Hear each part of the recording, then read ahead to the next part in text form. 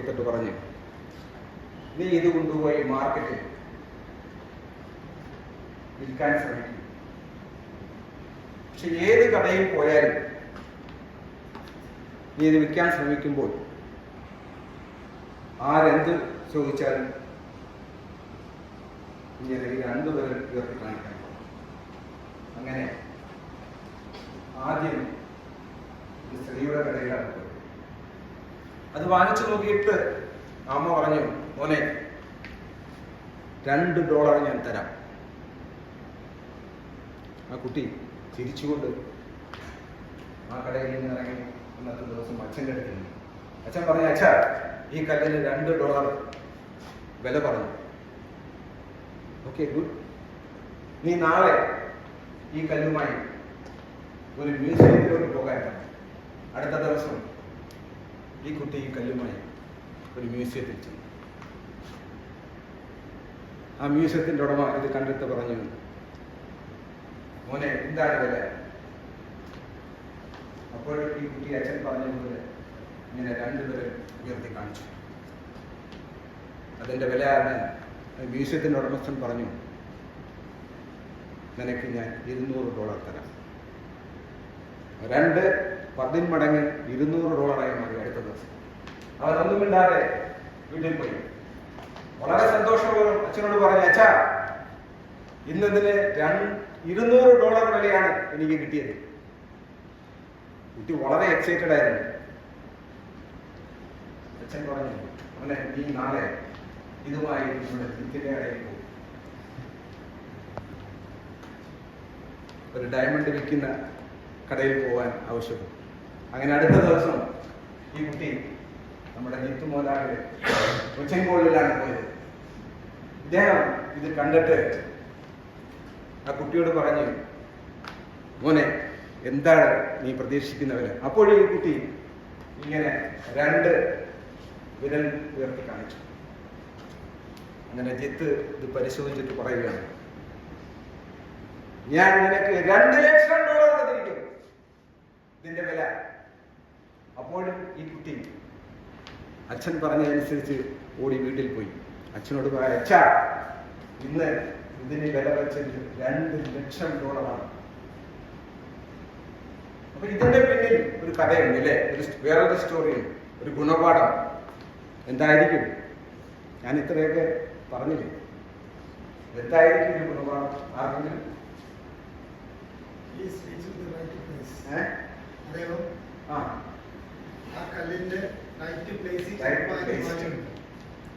തീർച്ചയായും ആ കല്ലിന്റെ വില അറിയാവുന്ന ആളിൽ എത്തിയപ്പോഴാണ് അതിന്റെ കറക്റ്റായ വില അല്ലെങ്കിൽ ഒരു ഏകദേശം വില ഈ കുട്ടിക്ക് കിട്ടിയല്ലേ.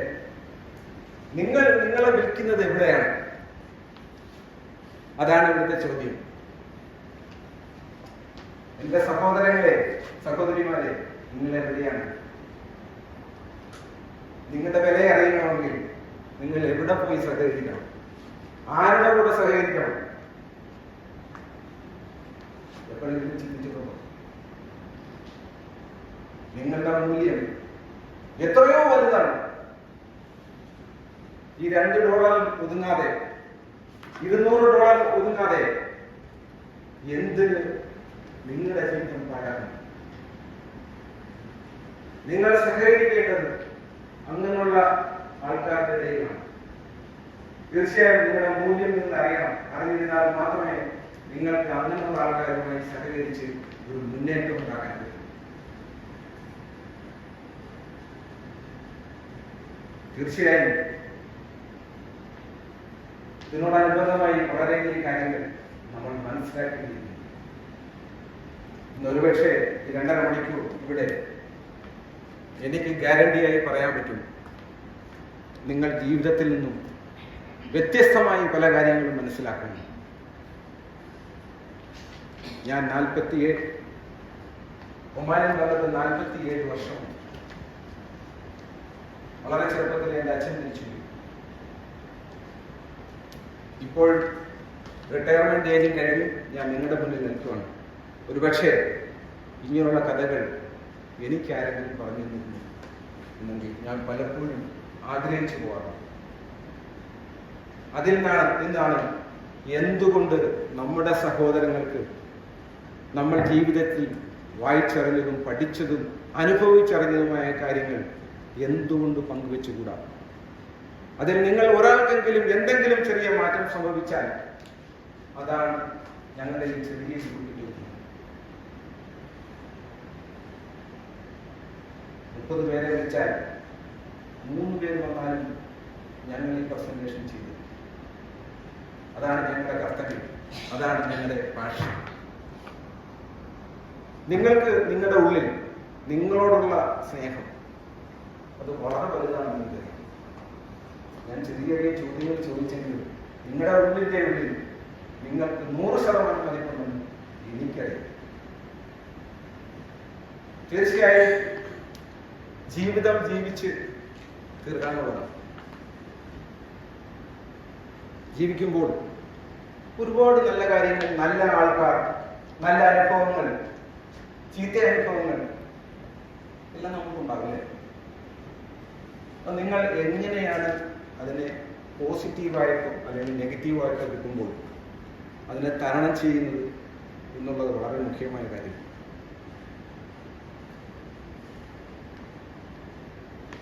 നമ്മൾ വളരെയധികം ഉപനിഷത്തുകളും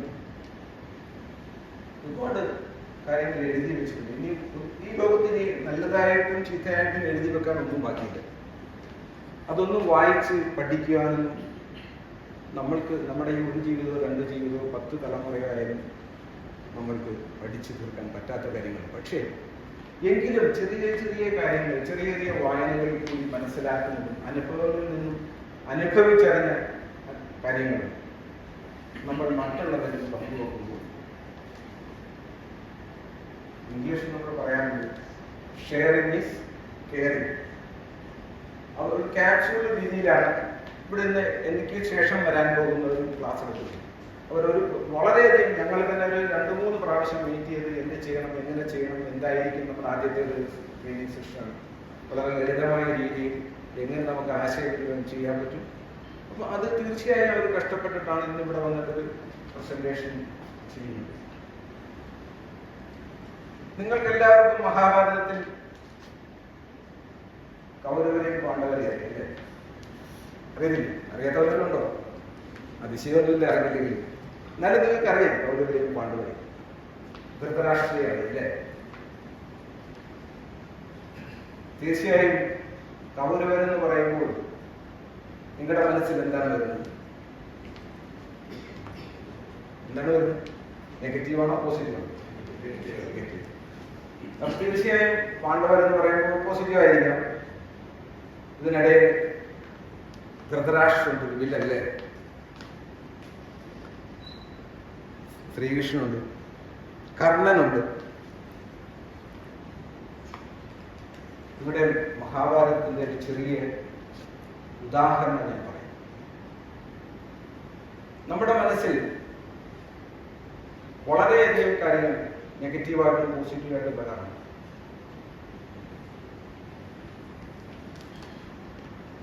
മഹാഭാരത യുദ്ധം തന്നെ നടക്കുന്നത് എന്തിന്റെ പേരിലാണ്? അധികാരം. ഇതിനിടയ്ക്ക് ഒരു ചെറിയ കാര്യം നമ്മൾ ദ്രൗപദി എന്ന അല്ലെങ്കിൽ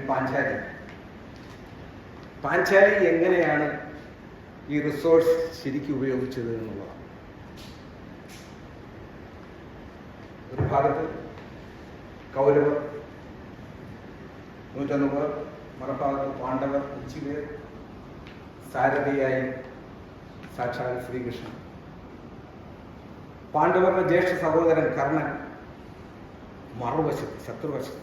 തീർച്ചയായും ജ്യേഷ്ഠ സഹോദരനാണെങ്കിൽ കൂടി ശത്രുക്കളുടെ കൂട്ടത്തിൽ കർണൻ. ദ്രൗപദി ഒരു ശപഥമെടുത്തു.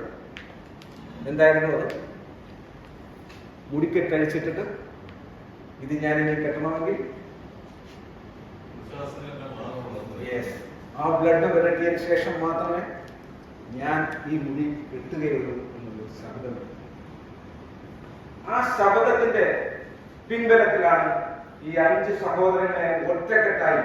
കാരണം ഒരു മിഷൻ, നിങ്ങൾക്ക് പലതും നേടണമെങ്കിൽ തീർച്ചയായും നിങ്ങൾക്ക് ഒരു മിഷൻ ഉണ്ടായിരിക്കും, ഒരു ഗോൾ ഉണ്ടായിരിക്കും. എന്തായിരുന്നു ദ്രൗപദിയുടെ ഗോൾ? എന്തായിരുന്നു? അപ്പൊ അതിനു വേണ്ടി 5 സഹോദരങ്ങളെ ഒറ്റക്കെട്ടായി നിർത്തി. അപ്പൊ നമ്മൾക്ക് ജീവിതത്തിൽ എന്തെങ്കിലും ഇതുള്ള ഗോളുകളുണ്ട്? അങ്ങനെ ഉണ്ടെങ്കിൽ എന്താണ് നിങ്ങളുടെ റിസോഴ്സ്? ഇവിടെ ദ്രൗപദിക്ക് 5 ഭർത്താക്കന്മാർ. ഞാൻ സഹോദരങ്ങൾ എന്ന് പറഞ്ഞ പാണ്ഡവന്മാർ സഹോദരങ്ങൾ. സാരഥിയായി സാക്ഷാൽ ശ്രീകൃഷ്ണൻ. നമ്മളിവിടെ മെന്റർ എന്ന് പറയും, ഗൈഡ് എന്ന് പറയും. അങ്ങനെ ശ്രീകൃഷ്ണൻ ഒപ്പം അവരുടെ കൂട്ടത്തിൽ. കർണൻ ശത്രുപക്ഷത്ത് പോയി. ഇവിടെ കർണൻ ആരാണ്?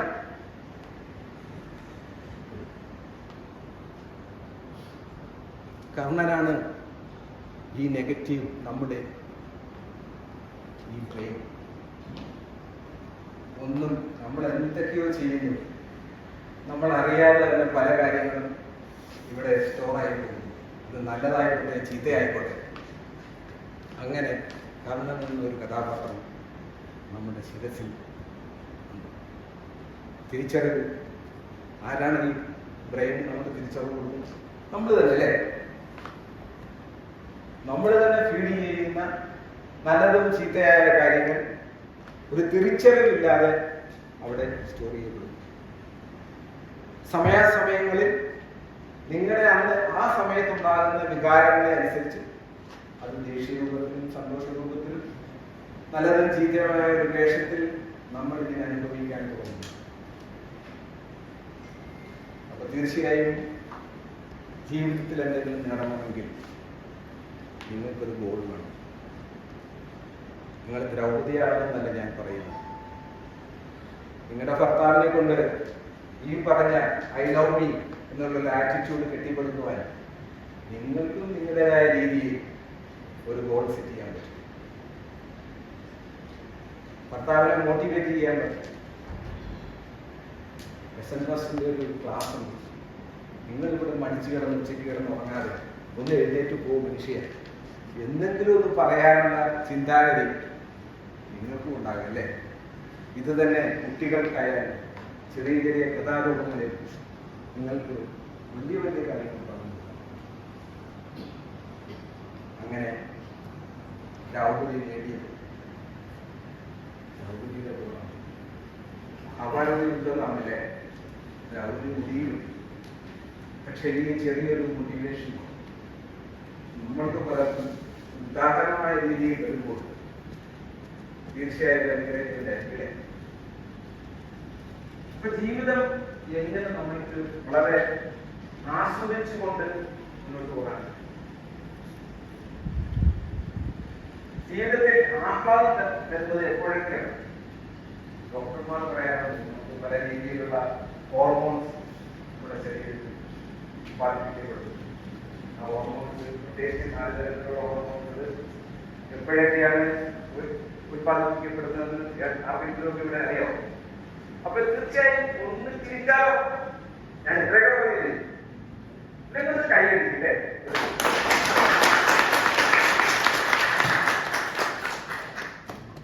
ഈ കൈയടിച്ച് ഉഷാറായില്ലേ?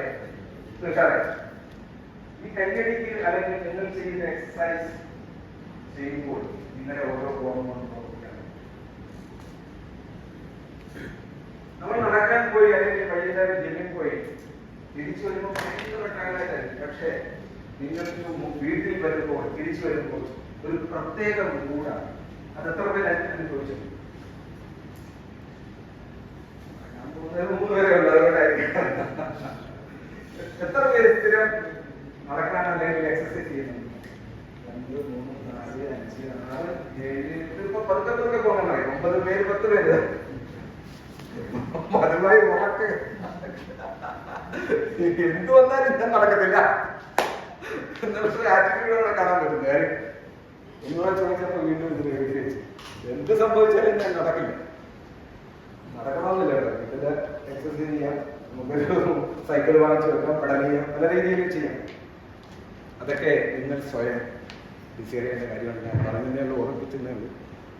അങ്ങനെ നമ്മൾ പലർക്കും അഡ്വൈസ് കൊടുക്കാറുണ്ട്. നമ്മൾ വളരെ പ്രത്യേകിച്ച് എനിക്കൊരു സ്ത്രീകളാണ് അഡ്വൈസ് കൊടുക്കാൻ നല്ല ആൾക്കാരെ തോന്നില്ലേ. അത് കേൾക്കാൻ എത്ര പേർക്ക് താല്പര്യമുണ്ട്? കേട്ടാലും കേട്ടില്ലേലും സ്ത്രീകൾ അഡ്വൈസ് കൊടുത്തോണ്ടേയിരിക്കും. അത് കൊടുക്കുകയും വേണം. ഇതൊക്കെ നന്നായിട്ട് നന്നാകട്ടെ. ആവശ്യമുണ്ടെങ്കിൽ ഇത് നിങ്ങൾ കൊടുക്കും അല്ലേ? പൈസ ചെലവോ? എല്ലാവരും അങ്ങനെയല്ലോ, എല്ലാവരും അങ്ങനെയല്ലോ. ചിലരൊക്കെ കാണും, ഇല്ലെന്ന് ഞാൻ പറയുന്നില്ല. അപ്പൊ തീർച്ചയായും നമ്മുടെ ഉള്ളിന്റെ ഉള്ളിൽ സ്നേഹമുണ്ടെങ്കിൽ നമ്മൾക്ക് പല കാര്യങ്ങളും നേടാൻ പറ്റും, യാതൊരു സംശയവും.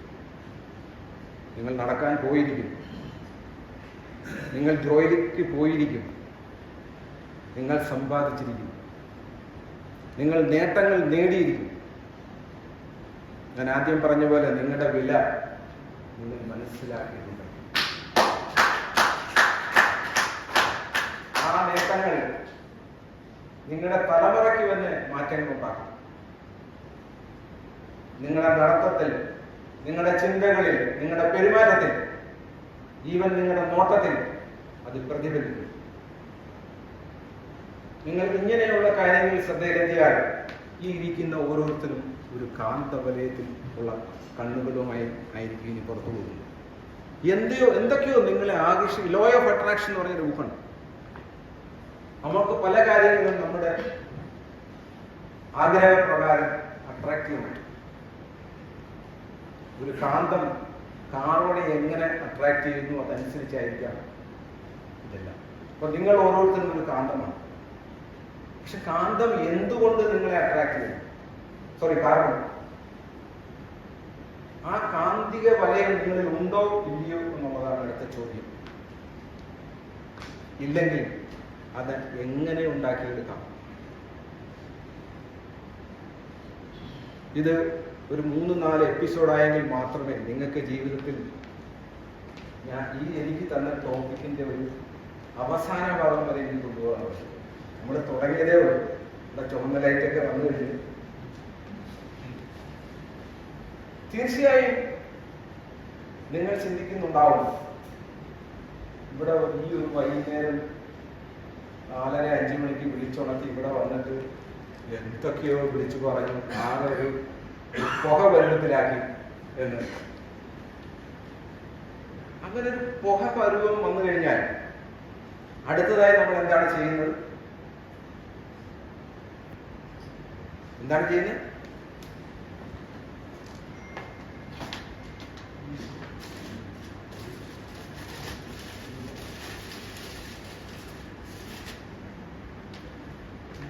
നമ്മുടെ ഉള്ളിന്റെ ഉള്ളിൽ ഒരു സ്പാർക്ക് ഇത് അണഞ്ഞിരിക്കുമായിരിക്കും ഇപ്പോൾ. അപ്പൊ തീർച്ചയായും പല നെഗറ്റീവ് തോട്ട്സിലും അല്ലെങ്കിൽ സഹകരണം കൊണ്ടും ഈ ഉള്ളിലെ സ്പാർക്ക് അണഞ്ഞുപോയിരിക്കാം. ഈ അണഞ്ഞുപോയ സാഹചര്യത്തിൽ എന്താണ് നമ്മൾ ചെയ്യുന്നത്? ആർക്കെങ്കിലും എന്നെ ഒന്ന് സഹായിക്കാം? Prasad,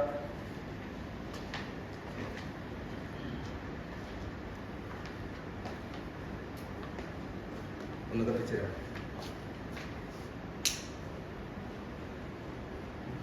thank you.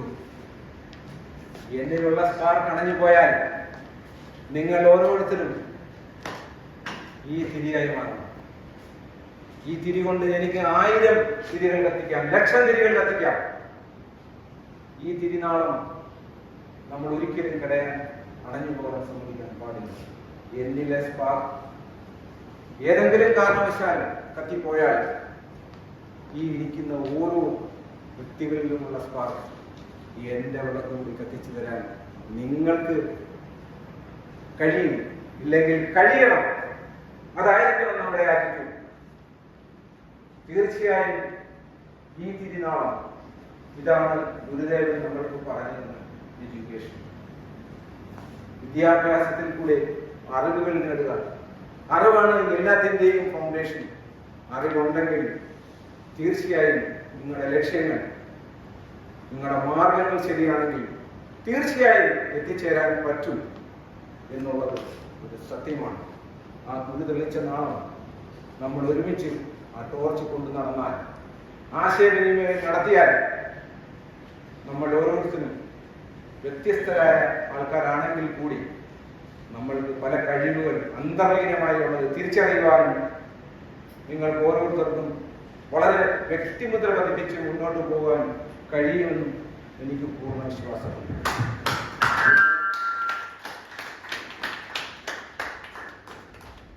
നിങ്ങൾക്ക് ഓരോരുത്തർക്കും നിങ്ങളുടെ ഉള്ളിലുള്ള കഴിവ് തിരിച്ചറിയാൻ ഞങ്ങൾ അവസരം തരും.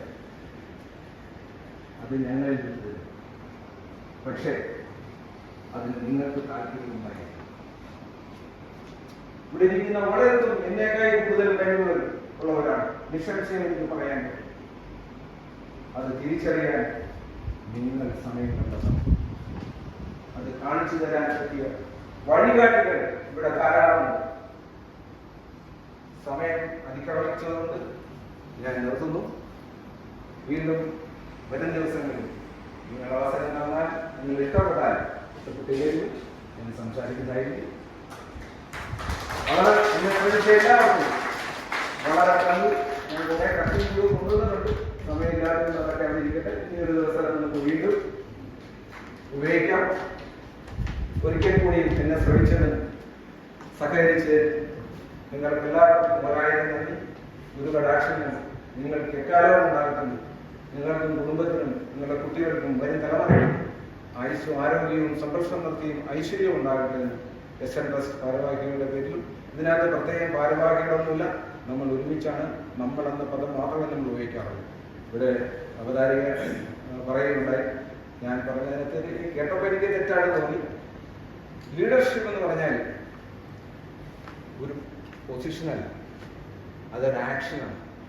നമ്മൾ എന്താണ് അവിടെ ഇരുന്നു കൊണ്ട് ചെയ്യുന്നത് എന്നുള്ളതാണ് മുഖ്യം. അല്ലാതെ കസേരയിലിരുന്ന് ഒട്ടും സൂട്ടിട്ട് അലങ്കാരവസ്ഥമായിരിക്കും എന്നുള്ളത്. തീർച്ചയായും നമ്മൾ ഓരോരുത്തരായി നമ്മളാൽ കഴിയുന്ന കാര്യങ്ങൾ നമ്മുടെ സഹോദരങ്ങൾക്ക് വേണ്ടി പൈസ ഒന്നും ആരും കൊടുക്കേണ്ടവർ അവരുടെ കഴിവുകൾ മനസ്സിലാക്കി അവരെ പ്രോത്സാഹിപ്പിക്കാനുള്ള മനസ്സ് എല്ലാവർക്കും ഉണ്ടാകട്ടെ. ഒരായിരം നന്ദി.